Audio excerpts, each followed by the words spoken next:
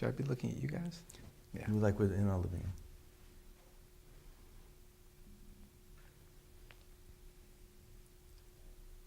Shalom, welcome to the Jewish View. My name is Rabbi Nachman Simon with the Chabadis of Damar, together with my co-host Mark Rowan at Just Statewide News Service and jbiztechphilly.com. Well, Rabbi, we have local government is very important to us, and especially on the county level. So with us today is Peter Crouse, who's an Albany County legislator, represents the town of Colony, Loudonville area, and welcome to the Jewish View.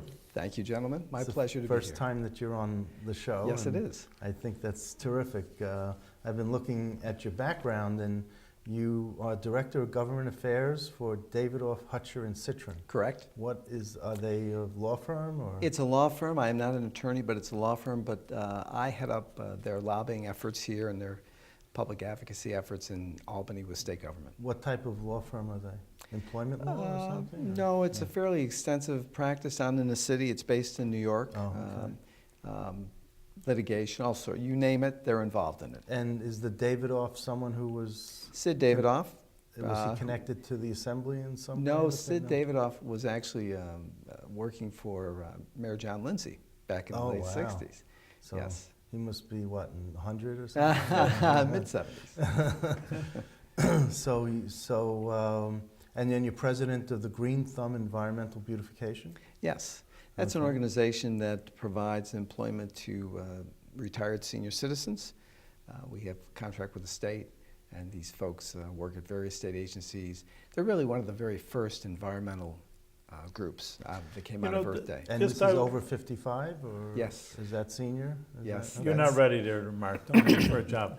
Listen, but you know, it's interesting to me that, of course, we see on the screen that you're a Republican. You have an R after your name. Yes. And I guess, I mean, maybe I also have perception, but maybe our viewers do. You think, well, you know, Democrats, they're the ecologists, and Republicans are they're the industrialists with the smokestacks. That's kind of, you know, I'm just saying that's kind of perception, and I'm just saying, explain it that here you're a Republican. On the other hand, you know, you care about the environment. Absolutely, and for a number of years I was the executive director of the Senate Environmental Conservation Committee, and during that time, during the mid-'80s, we adopted many, many wonderful environmental bills. We had one of the Bond Acts that passed in 1986. So, yes, you know, I love working on environmental issues. And well, Governor Pataki has won multiple environmental awards during his tenure, even as an assemblyman, senator, or governor.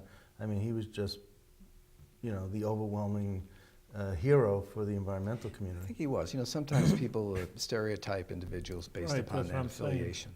You know, so... that's good to know. You know, so this is actual employment. This isn't volunteerism for senior citizens. Yes, but it's a part-time type of thing. Yeah, of course. Yeah. Well, you know how that works. Part-time usually encompasses a lot more of your time than you think. And then you're also a board member of the Northeast Kidney Foundation? That is correct. How does that, you know, we had a guest on the show who needed a kidney transplant, and we were talking about kidney transplant and how difficult it is. It's and very difficult. There's a group down in New York City, Retention or something, and they're the clearinghouse to put people who need kidney transplants with kidney donors. Yeah, it's a complicated process. It really is. And the group that I work with here in the Capital Region and Greater Northeast Region has been in existence for quite some time. They do wonderful work. We're actually expanding our operations. We're involving some of the groups out in Buffalo and through the central New York area and down through the Hudson Valley and actually extending over into the Vermont area. So there's a real need, and there's a lot of public advocacy involved.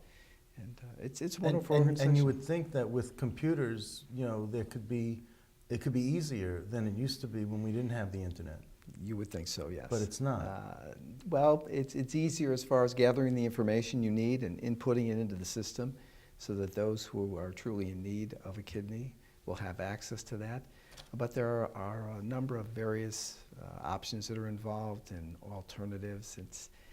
and depending upon how Well, people ill you don't want are, to be on dialysis. I mean, No. that's tough. it's very, very tough. My brother's a nephrologist, so Oh, I get wonderful. to hear about some of this stuff, you know, so. That's good. Uh, Is he in the area? Maybe no, we could. no, he's in Philadelphia area, Oh. you know, it's far away, the way I like it, no. But now, with the kidney is a special type of organ? I mean, Yes. that Well, it's crucial. Everyone has two kidneys, of course, and They only need one. You only need one, and so we have a number of situations where people, if they have a problem with a kidney, will often be one of their family members will be a donor. It has to match up. It doesn't. It's not as simple as it may seem, but usually family members can make the donation. and it's- sometimes kidney disease is hereditary. yes, Yeah. yes, yes. So who's the director, executive director? Carol LaFleur. Yeah, she was on the show. Yes, Yeah, wonderful. She yeah. did come How on did the you show. get involved in this? Yeah. Well, we had actually represented one of our clients who was involved with kidney disease, and I learned about the association here, and I called them one day and I said I'd really be interested in sharing what experience and knowledge I have. Little did I realize that there was a lot more to learn than I ever knew, but it's been wonderful. I've thoroughly enjoyed it. It's a great organization, good people, a number of people in the healthcare field that are involved, doctors and practitioners. It's a great organization. Mm. Now, you earned a master's in public administration from Maxwell School in Syracuse, That's correct. and you had a bachelor's in political science from Syracuse. From Syracuse, also? yes. yeah. Okay. I grew up in Syracuse. I'm a Syracuse boy. Oh, okay. Well, I'm glad you're here now in Albany. I've been here a long time, since 1977. Well, 35 years. It's or maybe there's more now. 30 years since then. You got to update your profile, your bio on your County Ledge website. Do you agree with term limits and downsizing? Or I'm sorry. Do you agree with downsizing the county legislature? I do. There was an independent charter review commission that was established about a year and a half ago, and one of their tasks was to look at the charter for Albany County and try to come up with some ideas and some recommendations about how to update the charter, because it had not been updated in a number of years. And as a matter of fact, it took those who were involved probably a month to determine which charter document was actually in existence, because so many had been out there. When that was done, they came up with a recommendation, one of which was to reduce the size of the legislature from 39 to 25. Okay. And then to appoint an independent review commission for redistricting. Those recommendations were then sent to the county legislature, and I was ready to vote on those. Yeah. Unfortunately, other members who controlled the legislature decided that they needed to appoint an independent charter review committee to review the Charter Review Commission's recommendations. And there were many, many changes that were recommended. And my position from the beginning was this legislature appointed an independent commission for the very purpose of coming up with these Right. recommendations. They brought them to us.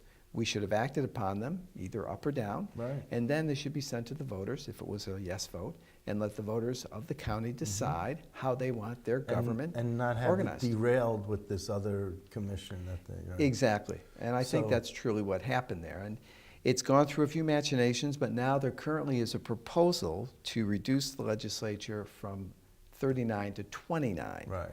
And I believe that you will see that. Do at you the believe April- your district will be eliminated? No, I think what will happen is that all the districts will be reconfigured, and 10 of the members will no longer have a district. Right. It will be interwoven with someone else's district. Do you think that you're going to be one of those districts that Oh, will I think have so. to square off against a fellow Republican? Quite possibly, sure. Absolutely. You know- And that doesn't frighten me. I mean, I honestly believe we should have a smaller legislature. Right. We have 39 members in a county of, fairly small county. Right. Nassau and Suffolk counties, both who have about 1.3 We have million people. 300,000 We have 300,000. population. Right. They have 1.3 million. Nassau has, I believe, 19 legislators, and Suffolk has 18 legislators. Why do we need twice that number of legislators? And Dutchess County just reduced their size of their legislature. So yeah, that's the trend. And you could save about $1 million, I'm told, but the other people say, well, not that much. It's probably about 450,000, you know, again, but then again, you're not dealing with pension costs and anything else that might be associated with it, so the cost is probably larger. It's not a great deal of money, but it certainly is something we should look at. Now, are you in your first term, second term? First term. First term. But you're willing to fight for your whatever seat, whatever the district would be, you're willing to? Yes. You're not ready to give up your... Oh, no, no. But you should understand that this would take effect after the next census. Right. So the next census is in 2020. The first legislative election following that is in 2023. Right. So we're looking at maintaining the current structure until 2023. So you would have been maybe you'll be a more senior member by then. More senior member, but You know. again, the reason I'm asking this is because the district abutting yours is for Rich Jacobson, who's the town Democratic chairman. leader for the town of Colony. Absolutely, and yes. He kind of is, looking around, and he's got Republican districts surrounding him. So, He does. I'm sure that he's not going to, as much as he can, it's all politics when It it is comes all down to politics, this. and I think we all understand that. And if in So the he's final, gunning for you. well, I don't think Rich is gunning for me, but some people will lose their position. There's no doubt about it. But I think the greater good is served with a smaller legislature. I think we'll be able to accomplish more, and that's really key. And Okay, well, we got some time to still have you around in the legislature, so that's good. So do you believe in term limits? I do. Started asking you that. No, I absolutely believe in term limits. I've been working in government since I graduated from Maxwell, and I think term limits are a great way to gain some control of a system that sometimes can find itself in a rut. And term limits also provides for younger people to become part of the process, or at least different people, and that's important. I don't think the founding fathers of this country ever envisioned a full-time legislature.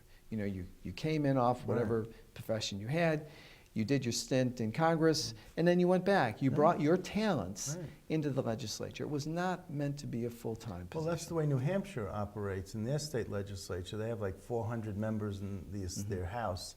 And, everyone does a tour of duty, and it's a badge of honor because as you go up and down the block, one of your neighbors have all served, and if you didn't serve, they're going to put you in the house just to have you serve for a couple of years. It's like going to the Army or to the military. It's your tour of duty. It is. And it's a badge of honor to serve in the legislature. It is, and I do think it's important.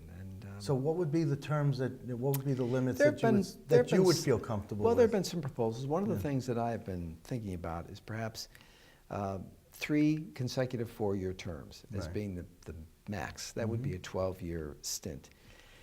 I'm a realist. There are a number of legislators who have served 30-plus years in the legislature. Gil Ethier, for one.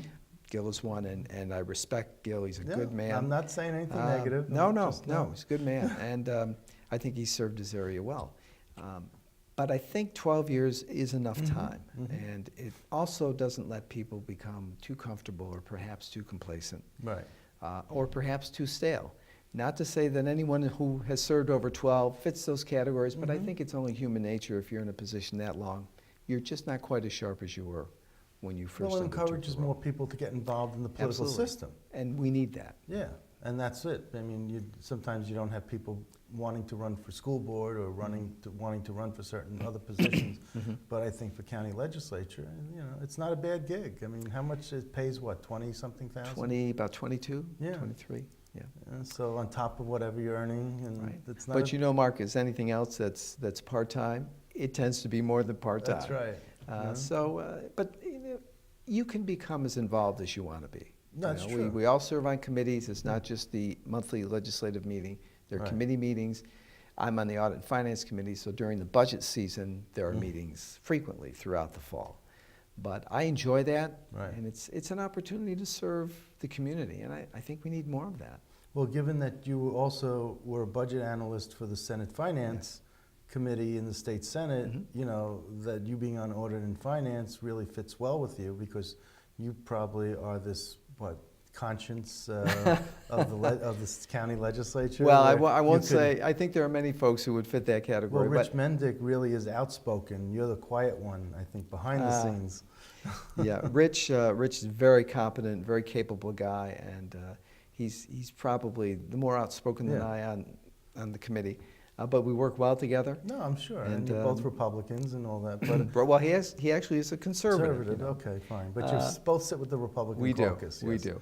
So I yes. just wanted, but you know, it fits with what does your fit. It talents does fit. are. And I think that's a plus. Yeah. You know, if you're going to bring people in from the outside around, let's put them in positions where they are the strongest. Would you say that, you know, after 12 years that you would have self-imposed a term limit on yourself, that, you know, you say, I'm going to practice what I preach, or are you going to wait until term limits are mandated before you give up your seat, if the voters continue to, you know, say, yes, you got another 4-year contract, you know, so. Well, you know, I think I never envisioned this being a long-term position Deal. for me. Yeah, right. I really didn't. And, you know, I don't, you know, after serving 12 years, that would put me, I don't even want to say what age that would put me at, but, you know, I'd be in my later 60s, and I don't know if I'd want to do any more than that. Right. But I thought that was, And you may, so in 2023, you may not, I may not run. they may not be I here. may not run. So. I may not run. I might look at what's been done and how things are Right. being reconfigured. And even if during this transition period I was eligible, I might say, I've had enough, let Right. someone else take it. I And just you, don't. and you know what? That would make it easier for your fellow Republicans for them to slice up Absolutely. your territory, you know, Mhm. to be more. I think the secret to all of that, too, is to create a situation where not everybody leaves at once. You don't want But to at have least that 10 of situation. them should. Yeah, well, 10 of them will leave if this passes. That's correct. One way or another. One 10 way of or them is another. gonna leave. One way or another. Now, there, just so people know, there are 10 committees in the county legislature, and you sit on 2 of them. I sit on audit and finance and mass transit. Right. Is that unusual for a Republican to have 2 committees? No. Okay. No. I mean, there are only 10 of us, and so unlike the Democrats who have 29, you know, they have a lot of people they can put on various committees. But no, we have some people that even serve on 3 committees, so it's, you know, Okay. we're sort What of about over- mass transit? Yeah. I mean, tell us about it. I mean, there's no train system, so. Well, no, but the biggest issue with mass transit these days seem to be the oil trains in Albany, you know, because even though they don't transport people, they transport product. And it's a federal issue. And it is a federal issue, but as you know, the county executive has basically placed a moratorium, you know, on some of the heating plants they were trying to develop to heat the bulk and crude, so it could be easily, you know, offloaded from the rail cars. So we do deal with some of those issues, but again, as you mentioned, Rabbi, they're federal issues. So we are somewhat restricted as far as what we can do, other than express our opinion as to what we would like to see done. You control the CDTA? Yes. So Well, he the- doesn't control it. Well, Well, we don't they control oversee- it. they but oversee we it. oversee Excuse it. me. We shouldn't say control, right? Yeah. You don't we- drive the bus. No, we don't drive the bus. Literally. But it's a well-run organization, and they've had some great new initiatives. You've seen this Bus Plus that Yes. now is the express bus, I guess. And it's working well, and they're doing well, and more people are riding the bus than have ever ridden the bus. So we're pleased with that. And how about you? Are you I used riding? to ride the bus when I was new here in the Albany area all the time. We had one vehicle at that time, and I'd leave it for my wife, and I'd take the bus every morning, and it worked out well. I was very pleased with the service. And if you weren't, you'd have a direct line to call up to see who, you know, to complain to. Well, you know. they run a good operation. No, and, it is good, and I'm glad they reconfigured some of the routes, because they did listen to the people when they reconfigured the routes. They did. They did. And they, you know, I just think some of the streets are too small to have a bus go down. I but agree. especially when you have a snow like this, and cars are parked on both sides, and you have two-way traffic, and you know, a bus is one of the, you know, things. So Very difficult for some of those buses. Yeah, well, it's difficult. It shouldn't be. And that's what one of the things they had, a bus going down Cardinal Avenue in Albany. And I was like really opposed to that. And they changed it. They changed the whole routing of that, and they got rid of it off Cardinal. I mean, it wasn't good for the trees. It wasn't good for, you know, talk about environment. You know, it wasn't good in a lot of ways. There was a lot of community input into Yeah. those decisions, and you'd like to see that, you know, Yeah. real partnership. Are you a skier? I cross-country ski. You do? I do not downhill ski, no. Well, the reason I ask is because you were on a board member for a long time on the Olympic Regional Development Right, Authority. right. I actually was a deputy board member there, but filled in, especially in the early days. I was an appointment from Jim Begain, who used to be the secretary of the Finance Committee, and Jim had taken ill right at the beginning of the organizational process, so I was heavily involved for the first couple of years, yes. Mhm. Thoroughly enjoyed it. And a great place, Lake Placid, those facilities actually had a second life after the 1980 Olympics, Mhm. which was a wonderful thing. Did you go up there for the 35th reunion I did not. to see I did not go the up there. hockey stars? No, I did not, but I was up there a few weeks ago with my wife just to spend an overnight. But, Okay. but it's a great place, and I imagine you've been up there a few times. A few times, yes, I have. I don't know I about don't- We're Rabbi. not a part of the Olympic team over here. The Olympic Rabbi team. Yeah, That's I know. what you. You should make the trip, Rabbi. You'd love All it. right. Yeah. Maybe I should You would do love that. it. Go with Mark. Yes. and I Ah, will there you go. Downhill skiing. With audit and finance, do you have anything to do with the county nursing home? Yes. Okay. Actually, the county nursing home is not in my legislative district, No. but it's very close. What I meant in terms of dealing with the I know the health committee would obviously have Audit and finance played a major role there. Okay, so how Larry Slatke is the director. Larry Seth is the director there. So what do you think? I think he's done a good job. Okay. I think just the numbers alone portend that things are going well. It was previous years a $12 million hit to the county. Now it's about 6.3, and I see that number continuing to go down in subsequent years. They are revamping the way they provide the services at the nursing home. They're expanding their operations. We hope to get up to the full contingent because we are authorized for 250 beds. Right now, I think we've got about 220, 225 filled. There's a lot happening there. It's an older facility. It probably wasn't properly maintained all these years, so there are some expenses. Yeah, the roof.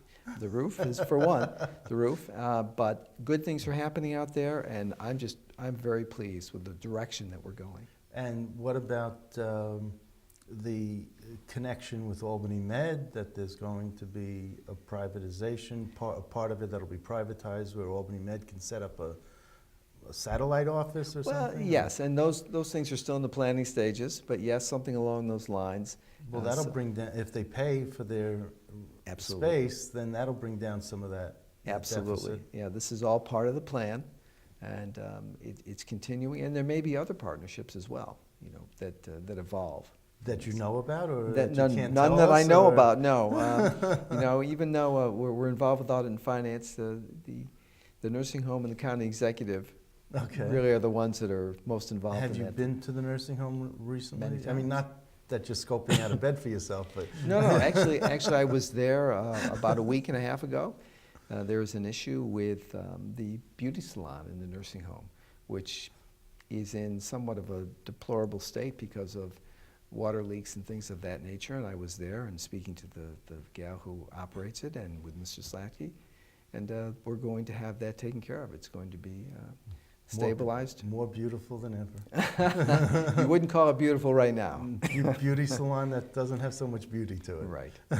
But it's a wonderful thing for the residents. I mean, these folks come, and the gal there is quite proficient, you know, does the hair for the older women and haircuts for men, and at a reasonable rate. Okay. So it's very nice. Yeah, yeah. So that's not where you get yours. No, I don't. I think you have to be a resident there to have that. I thought professional courtesy of some sort. No. So tell us what you do on your, on day to day with this firm, with this law firm. Well, what are you advocating for? What are you lobbying on? We are advocating for many, many different issues. Give me one or two. Environment, healthcare, pharmaceuticals, social services. We represent HBO on the Home Box Office Group on investment tax credit issues, which is probably one of the major clients. We've been involved with the soccer team, the Cosmos, and they're trying to build a facility here down on Long Island in the metropolitan area. It's never a dull moment. Okay. Never a dull moment. So the Cosmos need state money to build this? They want a break? They want a tax break? Well, no, they're doing it on their own, but Yeah. the property involved would have to be cleared by the state and through Oh. the Economic Development Corporation. And there actually was an RFP process involved. So unfortunately, it's been delayed. It's been 2 years now, and no answer yet has come forth. So we're waiting. Okay, and what other types of issues are pending in the legislature that, you know? Well, we have a number of incredible issues. Pharmaceuticals is one. I Yeah. mean, one of the big issues. The e-scripts? You know, the e-scripts is something that Senator Hannan has sponsored, and I expect that will move forward. The delay, and The delay. they need a year delay. Why delay? Well, I don't think they're ready. I don't think the pharmacies are ready. I don't think the process is in place yet. Aren't you surprised by that? I'm always surprised that in this computer age, things aren't done right away, one would think. But no, you know, I'm not as closely tied to that. I haven't worked on that issue in particular. I've been working on a lot of the issues like prescriber prevails, which gives the prescribing physician the final say as to what drug you should be taking, and would prevent someone from substituting a generic drug for that, which, as you know, in New York is the law of the land. They can substitute drugs, but there are certain types of conditions, kidney disease being one, where you have to be very careful, and you rely upon the physician to say, if this person needs this particular drug, that's what they should have, because not everyone reacts the same to different types of drugs, even with generics. So you've been getting, is it difficult for you to get ahead of steam on an issue, on a topic or an area that you weren't familiar with? Well, it does take a little time. You know, you have to spend some time studying the issue and then coming up to speed as quickly as you can on it. But I've been doing this for a long time, and you find out ways to access the information that is the most crucial for you to be able to make the arguments you need to make to the state legislators and the governor's staff that you're dealing with. To sell it? To sell it. Okay. But you know, you always know, Mark, there's someone on the other side perhaps selling the other side of the story. And that's okay. That's okay. In fact, I almost always, when we meet with legislators, say that. I say, you know, this is our position, but you're going to hear about this other side. And this is why I think our arguments are more germane to the issue. You have to show that your side is the modicum of the middle. Yes. And that you have the most reasonable, you know, you're not the extreme here or the extreme here. No. You always have to show Extremes never seem to really be all that successful, even in Albany. That's right. Yeah. No. But you know, you win some and you lose some. So how long, you said you've been doing this for a long time? Huh? Since 1988. That I you've have been lobbying? Yes. Okay, and not with this firm, but Yes. with this firm? With this firm. Okay, The name has changed. right, It used to be called David Offen Melito, right. but it has, Mr. Melito has left, has Right. gone into retirement. and doing other things. So they brought in a Hutcher and Citron. Well, they've actually were there as well, but you know, it was their turn to be named partners. And is there anything else that you want the viewers to know about you that we didn't bring up and we didn't discuss yet? No, other than, you know, I'm committed to this area. I've lived here since 1977, moved from the Syracuse area, raised all my children here. And I'm fortunate because they have all decided to make their lives here. So they're all here. That's pretty good. A Yeah, lot of people just I leave know. for bigger and better. They've all given me grandchildren, so I'm living the dream, I Living the think. dream, yeah. I'm living the dream. It's a I always great. say, are you having fun yet? And, Oh, so- absolutely. It's It's always good to do something you enjoy, you know. That's why I It know is. some people go through work, you know, I also do prison visitation. So sometimes workers, they sound like prisoners. You know, prisoners say, I got 1 year, 5 days to go. And then you go to a worker and they say, no, I'm retiring 1 year. You sound like a prisoner to That's me. right. That's the same words.